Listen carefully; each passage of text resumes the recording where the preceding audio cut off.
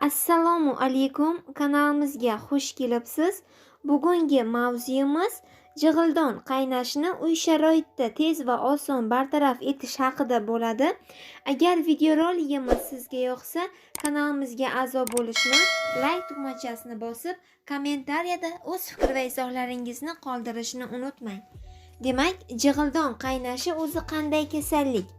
Jig'ildon qizil o'ngach bo'ylab tarqalgan tush ortidagi qizish va achish hissini namoyon etuvchi kasallik bo'lib hisoblanadi.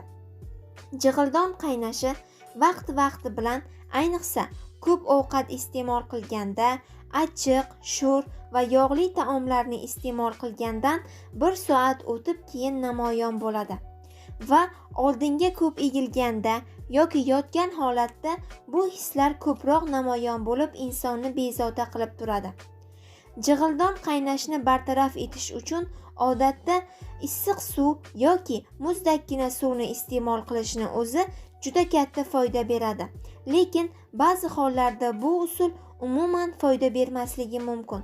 Shuning uchun ham bundan tashqari sizga 5 usulni davo chorasi sifatida aytib o'taman. Bularni albatta qilib ko'rishni unutmang. Uy sharoitida davolanish uchun birinchi o'ringa zanjabilni qo'yishimiz mumkin. Zanjabil hazm jarayonini yaxshilagani sabab ham qorinda og'riq paydo bo'lganda yoki shishganda zanjabil iste'mol qilinadi. Bundan tashqari, u jig'ildon qaynashida ham juda katta yordam beradi. Yallig'lanishga qarshi xususiyatga ega ekani sabab asab tizimini tinchlantiradi va oshqozondagi kislotani kamaytiradi. Undan ichimlik tayyorlash uchun uni mayda qilib to'g'rab olishimiz kerak bo'ladi va ustiga qaynagan suv solib qattiqgina tindirib qo'yamiz. Uni ichiga shakar solmang va ovqatdan avval iste'mol qiling. Kuniga 1-2 marta xuddi shu ichimlikni tayyorlab iste'mol qilsangiz, tanadagi bor dardlar chiqib ketishiga juda katta yordam beradi. Bu nafaqat oshqozon tizimi, balki boshqa a'zolar kasalliklarida ham juda katta yordam beradi. Ikkinchi usul uchun foydalanishimiz mumkin bo'lgan mahsulot bu banandir. Banan nordon mevalar, apelsin, greypfrut va boshqa jig'ildon qaynashni keltirib chiqarishi mumkin bo'lgan mahsulotlar bo'lib hisoblanadi. Banan esa aksincha, ishqori mahsulotlardan hisoblanadi. Shu sabab ham oshqozondagi kislotani kamaytiradi va yoqimsiz simptomlarni bartaraf etishga juda katta yordam beradi. Siz bu kabi mahsulotlarni ko'p iste'mol qilsangiz, barcha oshqozon tizimi va ichaklar tizimi uchun ham juda yaxshi bo'ladi. Banan bosh miya uchun ham foydasi juda katta bo'lib hisoblanadi. Bananni kuniga 2 yoki 1 marta iste'mol qilsangiz yetadi.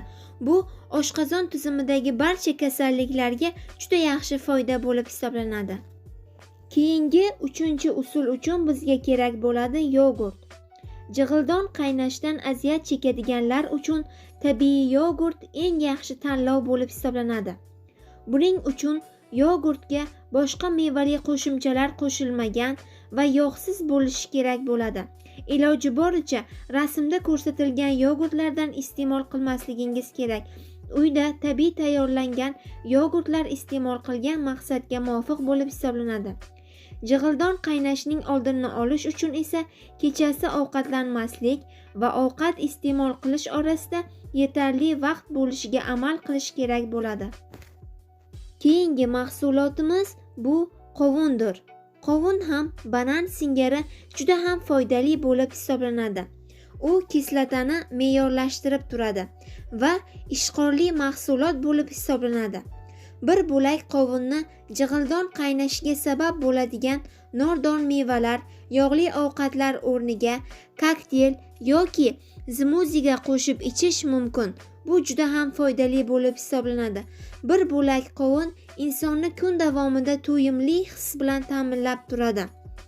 Ammo banan va qovunni iste'mol qilishni me'yordan oshirib yubormaslik kerak bo'lib hisoblanadi. Me'yordan oshib ketsa, inson organizmida turli xil nojo'ya kasalliklarni ham keltirib chiqarishi mumkindir. Keyingi mahsulotlarimiz inson organizmi uchun juda ham foydali bo'lib hisoblanadi. Nafaqat qonni ko'paytirishi va turli xil boshqa a'zolarga ham juda foydali bo'ladi. Bularga karam, ismaloq, gulkaram, shuningdek ulardan tayyorlangan salatlar ham juda foydali bo'ladi. Salomatlik uchun esa juda ham foydalidir. Qo'shimchasiga ham zarar qilmaydi. Mazkur mahsulotlar jig'ildon qaynashiga samarali juda yaxshi foyda beradi. Jig'ildon qaynayotgan payt ismaloqni mayda qilib to'g'rab, qaynagan suvni ichiga solib, uning ichimlik suvini iste'mol qilsangiz juda ham foydali bo'ladi va kun davomida sizni tetik saqlaydi. Keyingi mahsulotimiz bu suli yormasidir. Suli yormasi oshqozon hazm jarayonida muammosi bor kishilar uchun eng foydali mahsulotlardan biri sanaladi. Jig'ildon qaynashiga ham juda katta yordam beradi. Uni suvda yoki yog'siz bodom sutida pishirish kerak bo'ladi. Ta'sir kuchi oshirish uchun undan tayyorlangan bo'tqaga bir bo'lak banan solish tavsiya qilinadi. Jig'ildon qaynashi asosan ortiqcha vaznli kishilarda ko'proq kuzatiladi. Bu esa suli yormasi ortiqcha vaznli kishilarga vazn qo'shmasdan, balki ariqlash uchun ham juda yaxshi foyda beradi.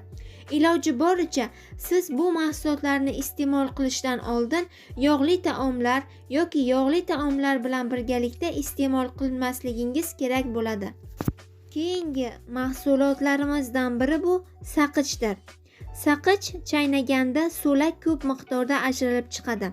Bu esa qizil o'ngach devordagi kislotaga ijobiy ta'sir ko'rsatadi.